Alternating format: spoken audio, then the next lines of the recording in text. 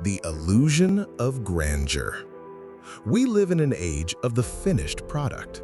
When we scroll through social media or turn on the news, we are bombarded with the after picture. We see the billionaire standing on the deck of the yacht. We see the athlete holding the gold medal with tears in their eyes. We see the musician selling out a stadium of 80,000 screaming fans. We see the tech company with the trillion-dollar valuation. We see the harvest. We rarely see the planting. Because we are constantly exposed to the big result, we have developed a distorted relationship with success. We have convinced ourselves that to have a big dream, we need a big start. We think we need a massive investment of capital. We think we need 1 million followers. We think we need a fully equipped studio, a team of experts, and a perfect business plan before we can take a single step. And because we don't have those things, we freeze.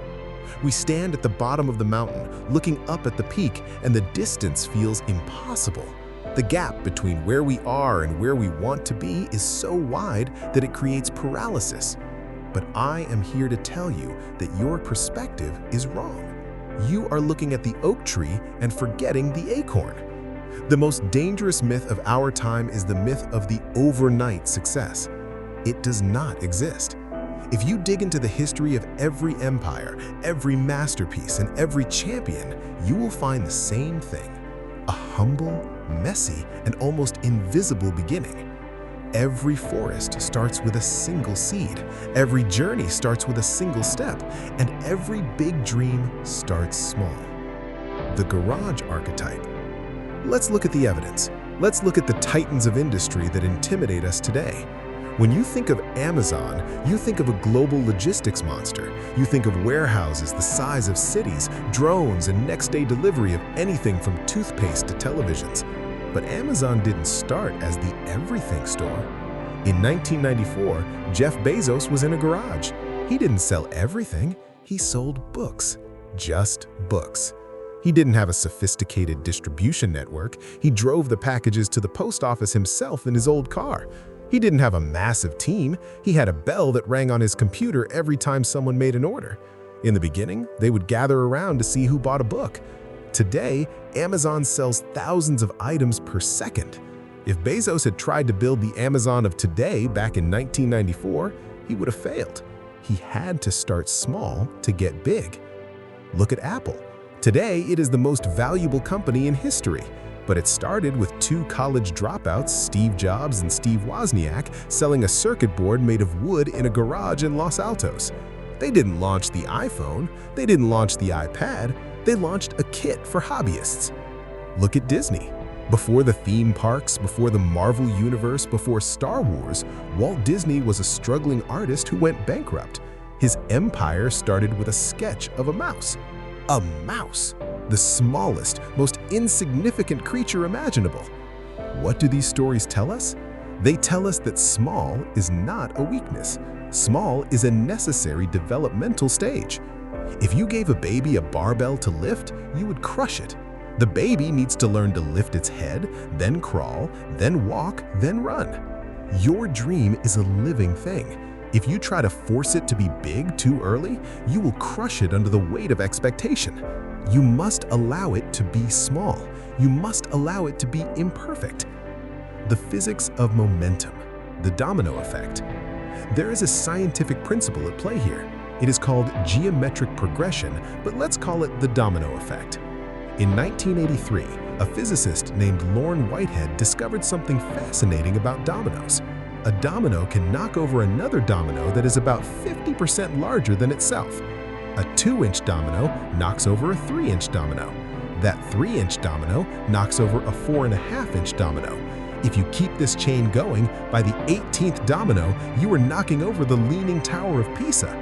By the 23rd domino, you are knocking over the Eiffel Tower. By the 31st domino, you are knocking over a structure taller than Mount Everest. And by the 57th domino, you would reach from the Earth to the Moon.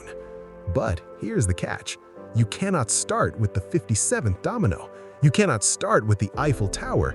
You must start with the 2-inch piece of plastic. Right now, you are trying to push over the Eiffel Tower with your bare hands. You are trying to make $1 million in your first month. You are trying to lose 50 pounds in a week. You are trying to get 1,000,000 subscribers with one video. You are skipping the physics. You need to find your 2-inch domino. What is the smallest, most achievable action you can take right now? If you want to write a book, your 2-inch domino is not write chapter 1, it is open a blank document and write one sentence. If you want to run a marathon, your 2-inch domino is put on your shoes. If you want to start a YouTube channel, your 2-inch domino is record a voice memo on your phone. When you push the small domino, it falls. And when it falls, it releases energy. That energy fuels the next step. Success is sequential, not simultaneous. You do one thing, then the next, then the next. Over time, these small things compound into something massive. The courage to be a beginner. Why do we hate starting small? Ego. We live in a culture that shames beginners. We are afraid of looking stupid. We are afraid of being irrelevant. We want the applause, but we don't want the practice. Small feels vulnerable. When you tell your friends you are starting a business and they ask how much money have you made and you have to say 0, that hurts. When you post your first video and it gets 12 views and 5 of them are your cousins, that hurts. We feel shame because we are comparing our chapter 1 to someone else's chapter 20. But you must pill your ego. The ego wants to look good. The soul wants to grow. You cannot do both at the same time. To grow, you must be willing to look bad. You must be willing to be the amateur. Think of a seed planted in the dirt. For a long time, it's in total darkness. It is surrounded by dirt. It is invisible. If you walked past it, you wouldn't even know it was there. It looks like nothing is happening. But underground, the seed is breaking open. Roots are digging down deep to find water. It is doing the invisible work necessary to support the visible growth. You are in the dirt right now. You are in the dark. You are working on your project and nobody cares. Nobody is watching. The money isn't coming in yet. This is not a time to quit. This is the time to grow your roots. There is a species of bamboo called the Chinese bamboo tree. When you plant the seed, you have to water it and fertilize it every day.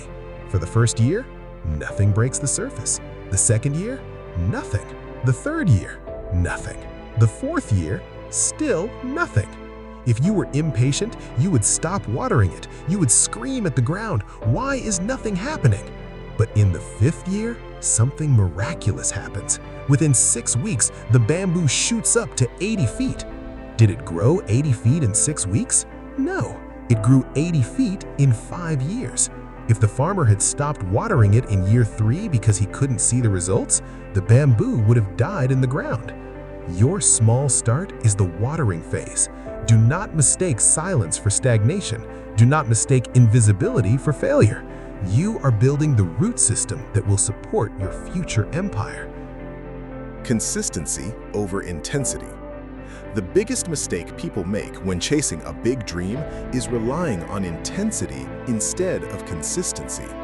They get motivated, maybe by a video like this, and they go hard for 3 days. They work 18 hours a day. They starve themselves. They write 50 pages. And then, on day 4, they crash. They burn out. They quit. Intensity makes for a good movie montage, but consistency builds empires.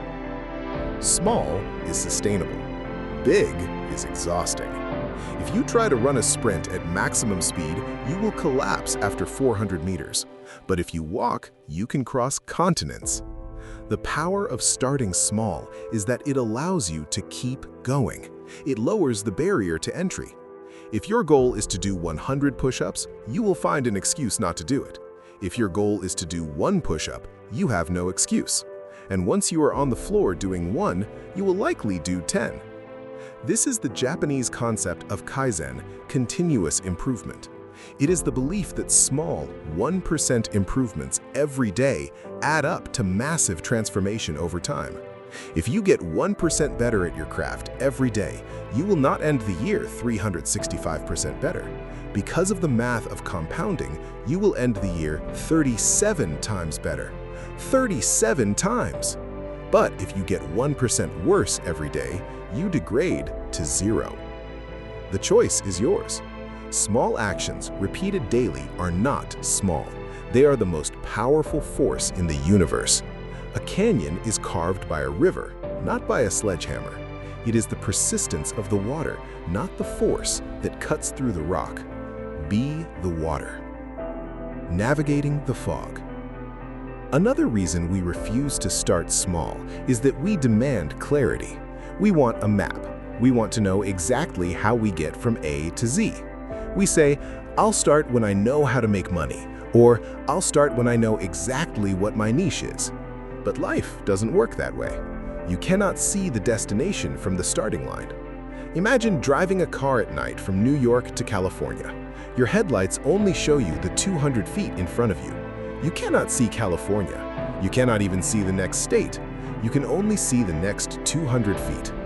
But you can make the entire journey, all 3,000 miles, just by seeing the 200 feet in front of you.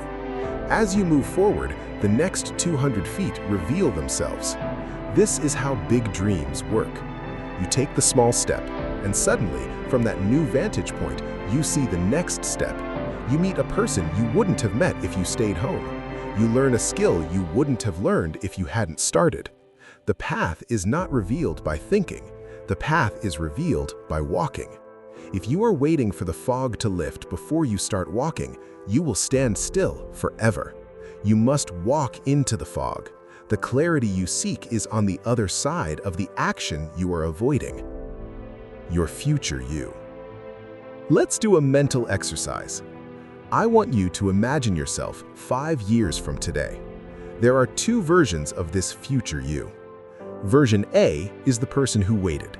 This person waited for the big break. They waited for the perfect camera, the perfect investor, the perfect time. They were too proud to start small. They were too afraid to look like a beginner.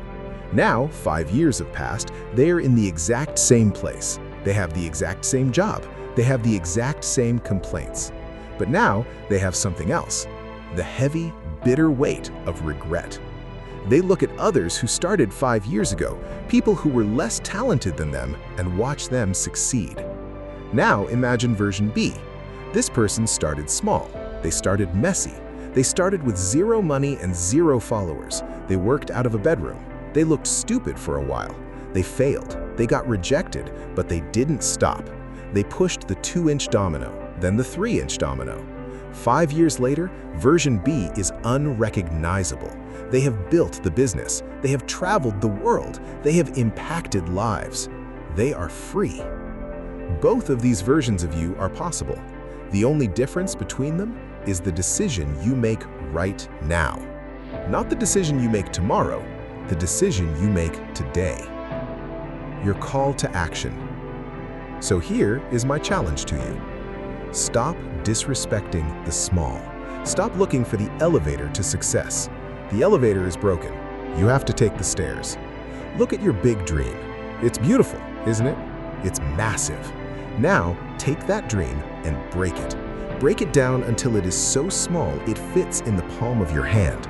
Don't tell me you want to build the biggest tech company in Asia.